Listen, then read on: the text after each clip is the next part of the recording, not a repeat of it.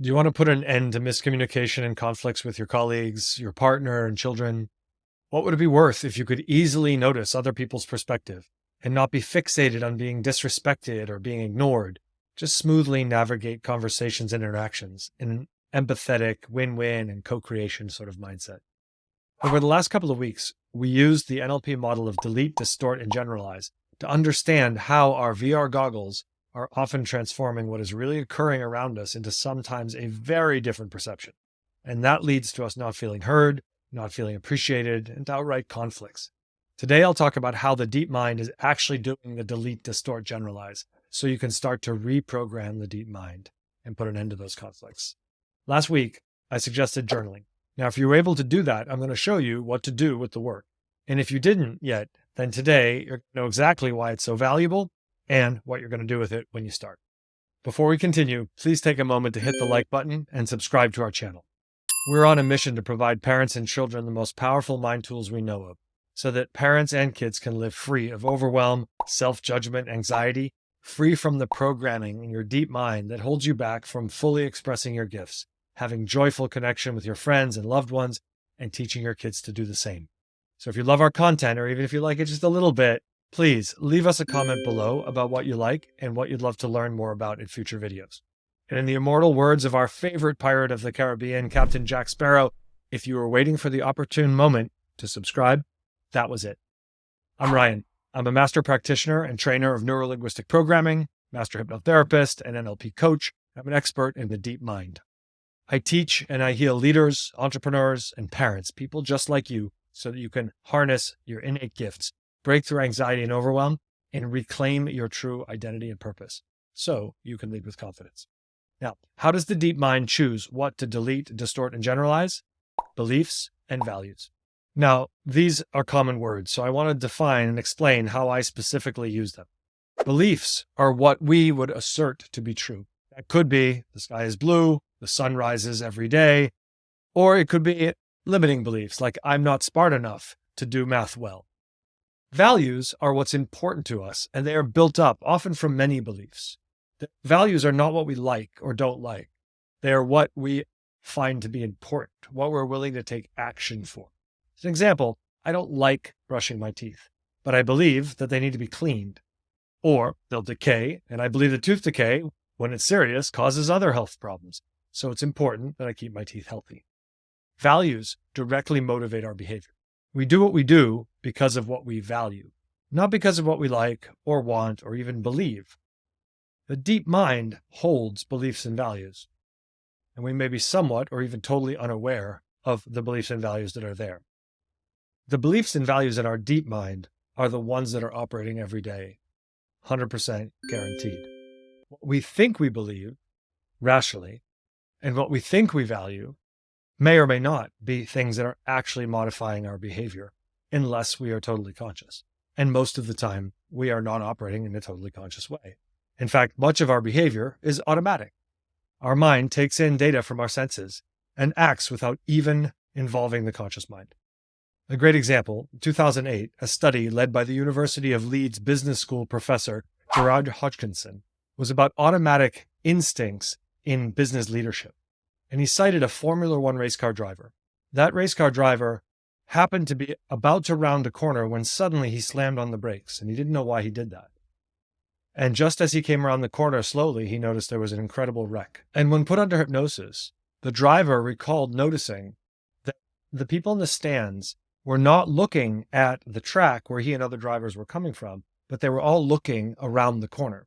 His unconscious mind saw that, didn't bother to engage his conscious mind, but simply immediately protected him by putting on the brakes. He took an automatic action that was totally out of his awareness, and it also probably saved his life. So what does this look like in everyday life? Take a client of mine who was a father. He was getting angry with his son almost every night while they were trying to do homework together because he was convinced that his son, who was struggling to do the work, simply wasn't putting in the effort, wasn't paying attention, wasn't following instructions. And he was frustrated and angry by that.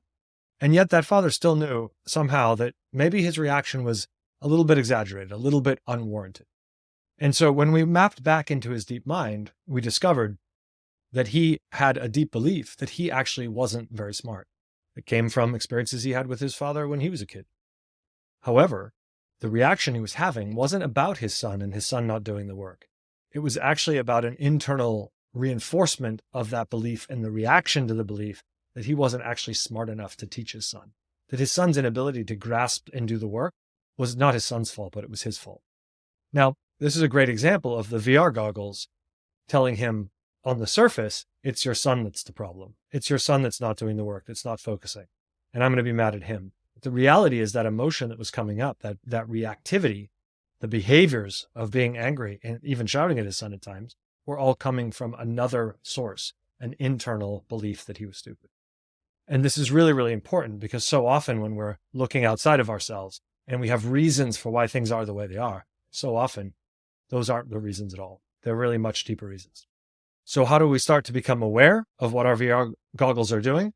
3 easy steps. So notice that our perception can be one thing. My son is not making an effort, it's not listening to me, when in reality, the actual emotional reaction that's happening is coming from deep inside of us, from a totally different belief system and value system.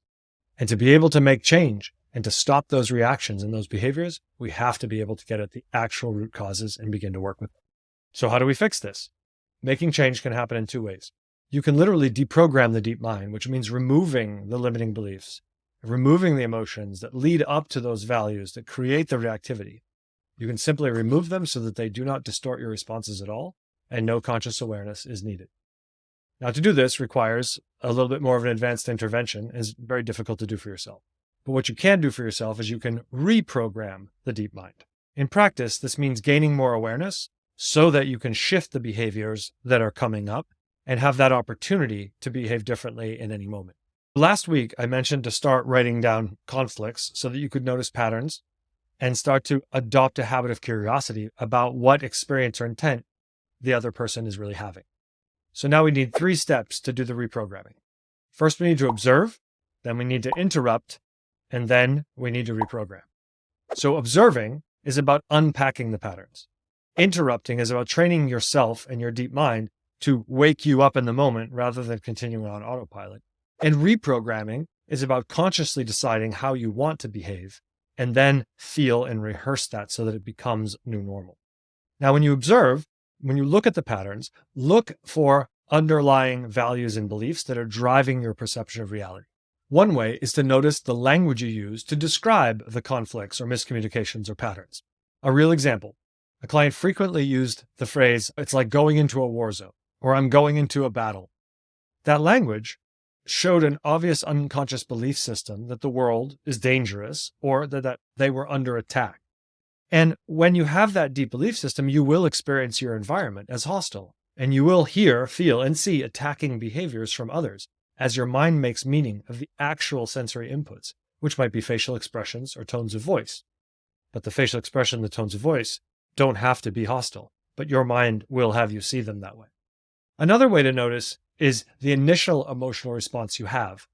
If you have a pattern where you often feel like, for example, your kids don't respect you, notice in the moment when you have that feeling, my kids aren't respecting me, what is the first emotion that comes into your body? Is it hurt, fear, anger? Start to notice what that first emotion is. In most conflicts and misunderstandings, some amount of anger or frustration are going to be the hallmark of the conflict. But notice what came before it, if anything. Each of those emotions points to a different cause, a different concern that your mind is actually trying to protect you from. Is it trying to protect you from being hurt, for example? Or does it feel like there's a threat? In each of those cases, different emotional responses will happen first before you reach the frustration of a typical conflict. Once you've done that, you can then start to interrupt the pattern. So developing a pattern interrupt means the more you think about the moments in which the pattern plays out, and the more that you think about wanting to be consciously aware as that happens, the more likely your mind will give you that awareness when real situations are occurring. And when you have that awareness, you can do something about it in the moment. Wherever you focus your attention on a pattern, your deep mind will learn that you want more awareness and will start to give it to you. So once you're interrupting the patterns, now you have the ability to insert something new and different in terms of how you respond or how you perceive. To do that, decide how you want to behave or how you want to feel in these pattern situations. Do some basic visualization where you replay real scenarios, real examples of these patterns in life, but change the movie. Notice yourself perceiving the situation different. Notice feeling curious instead of self-protective or angry. Notice yourself responding differently. I recommend to all my clients to do this practice daily before going to sleep. Replay your day and notice where one of these patterns may have occurred and you didn't intercept it as quickly or as fully as you would have liked. Replay the movie the way you would like to experience it. Feel the feelings of being open and curious and not reacting. Notice yourself taking the conversation in a different direction. Whatever that movie is for you, replay it 3 to 5 times. And do that for whichever patterns may have occurred during the day that you'd like to rethink. It only takes 5, max 10 minutes a day. Do it right before you sleep when your unconscious mind is very open to being programmed. And you'll notice significant changes in how quickly you detect the patterns as they're occurring in real time, and also how much easier it is to insert behaviors of openness, curiosity, collaboration, where before reactivity was closing down that option for you. Now, this practice is simple, but it needs to be disciplined to make change happen. If it means less conflict with our loved ones and colleagues, I think it's totally worth it. But make sure you set an alarm and do the practice every night. It doesn't work if you do it once in a while. You have to do it regularly. Now, since you made it this far, why not also go the extra mile and forward this video to 100 of your friends and relations? It might just mean the difference between receiving a recycled holiday fruitcake or receiving their undying love and admiration. Don't take a chance. Hit the share button now.